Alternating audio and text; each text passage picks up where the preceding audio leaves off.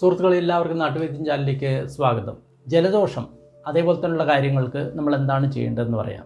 ജലദോഷം വരുന്ന സമയത്ത് തൊണ്ടയിൽ വേദന ഉണ്ടാവും, അതേപോലെ തന്നെ കഫം ഒരുപാടുണ്ടാവും.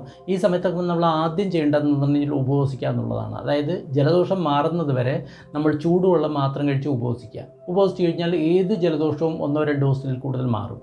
പക്ഷേ ജലദോഷം വരുന്ന സമയത്ത് നമ്മൾ ഭക്ഷണം കഴിച്ചു കഴിഞ്ഞാൽ ഈ ജലദോഷം കൂടിക്കൊണ്ടേ പോകും. അപ്പോൾ ജലദോഷം വരുന്ന സമയത്ത് നമ്മൾ ഉപവസിച്ച് കഴിഞ്ഞാൽ ഓട്ടോമാറ്റിക്കായിട്ട് ശരീരം ഉള്ളിലുള്ള കഫത്തെ മുഴുവൻ പുറന്തള്ളും. ജലദോഷം വരുന്ന സമയത്ത് എന്താണ് സംഭവിക്കുന്നത്? നമ്മുടെ ശരീരത്തിൽ ആവശ്യമില്ലാത്ത കഫത്തെയും അഴുക്കുകളെയും ശരീരം പുറന്തള്ളുകയാണ്. ഇത് നല്ലതാണോ ചീത്തയാണോ? തീർച്ചയായിട്ടും നല്ലതാണ്. കാരണം ഈ സംഗതികൾ പുറത്തു പോയി കഴിഞ്ഞ് കഴിഞ്ഞാൽ മാത്രമേ നമുക്ക് ഹെൽത്ത് ഉണ്ടാവുള്ളൂ. ചിലപ്പോൾ ഈ വിഷങ്ങൾ ഉള്ളിൽ തന്നെ നിന്ന് കഴിഞ്ഞാൽ ചിലപ്പോൾ ക്യാൻസർ ആകാം, അല്ലെങ്കിൽ കിഡ്നി പ്രോബ്ലം ആയിരിക്കും, അല്ലെങ്കിൽ വേറെ എന്തെങ്കിലും പ്രശ്നമായിരിക്കാം.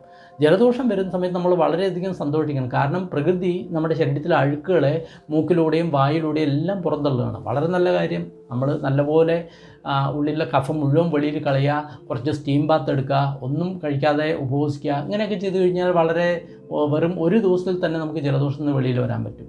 ചില സമയത്ത് എന്ത് പറ്റുമെന്ന് പറഞ്ഞാൽ നമ്മുടെ ഇവിടെ തൊണ്ടയിൽ ചിലപ്പോൾ വേദനയൊക്കെ ഉണ്ടാവും. ആ സമയത്ത് ഈ ജലദോഷം വരുന്ന സമയത്തും നമുക്ക് ഒരു പ്രയോഗം നടത്താവുന്ന കുരുമുളകിൻ്റെയും ചൂടുവെള്ളത്തിൻ്റെയും പ്രയോഗം.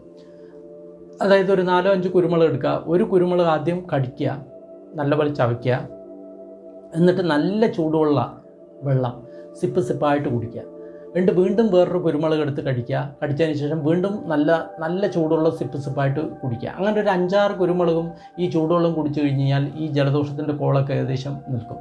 പിന്നെ ജലദോഷം ഉണ്ടാകുന്ന സമയത്ത് നല്ല കുരുമുളക് ഉണ്ടാക്കിയ നല്ല രസം നമ്മൾ ചൂടോടുകൂടി കുടിക്കുകയാണെങ്കിൽ നമ്മുടെ മൂക്കിലും കൂടി കണ്ണിലൂടെയും എല്ലാം ആ വെള്ളം പോയിട്ട് നമുക്കൊരു ആശ്വാസമുണ്ട്. അതേപോലെ തന്നെ ഈ വരുന്ന സമയത്ത് മുതിര കഷായം, മുതിര എന്ന് പറയുമ്പോൾ നമുക്കറിയാം, മുതിര എന്ന് പറയുന്ന സാധനം, അത് നല്ലപോലെ കഷായം വെച്ചതിന് ശേഷം മുതിര കറിയോട് കൂടിയിട്ട് മുതിര രസമായിട്ടോ അല്ലെങ്കിൽ അങ്ങനത്തെ ഏത് രീതിയിലും നമ്മൾ കഴിക്കാം. കാരണം അത് ചൂടായിട്ടുള്ള സാധനമാണ്. അപ്പോൾ അത് ചെയ്യുകയാണെങ്കിൽ വന്നിട്ട് ഈ സംഗതികൾക്ക് ആശ്വാസം ഉണ്ടാകും. പിന്നെ ജലദോഷം വരുന്ന സമയത്ത് നമ്മളെപ്പോഴും ചൂടുള്ള സാധനങ്ങളെ കഴിക്കാമുള്ളൂ. ചൂടുള്ള കഞ്ഞി, അത് അല്പം ഉപ്പിട്ടൊക്കെ നമ്മൾ കഴിക്കാം. അതേപോലെ തന്നെ ചൂടുവെള്ളം, പച്ചവെള്ളം ഒരിക്കലും കഴിക്കാൻ പറ്റില്ല, ചൂടുവെള്ളം നമ്മൾ കഴിക്കണം.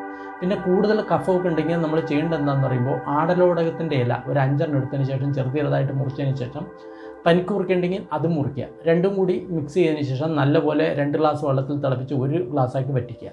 അതിൽ വേണമെങ്കിൽ ഒരു അല്പം ഇഞ്ചിയും കൂടി ചേർക്കാം, കാരണം ദഹനത്തിന്. ഈ സാധനം കുടിച്ചു കഴിഞ്ഞാൽ എത്ര അധികം കഫക്കേട് ഉണ്ടെങ്കിലും ആ കഫം കുറേശ്ശായിട്ട് പുറത്ത് വരാൻ തുടങ്ങും. നിങ്ങൾക്ക് യാതൊരു ബുദ്ധിമുട്ടുണ്ടാവില്ല. അപ്പോൾ ഇത്രയൊക്കെ ചെയ്തു കഴിഞ്ഞാൽ നമുക്ക് ജലദോഷത്തിൽ നിന്നും അതേപോലെ തന്നെ ബാക്കിയുള്ള കഫക്കെട്ടിൽ നിന്നൊക്കെ വളരെ പെട്ടെന്ന് മോചനം കിട്ടും. എല്ലാവർക്കും നന്ദി, നമസ്കാരം.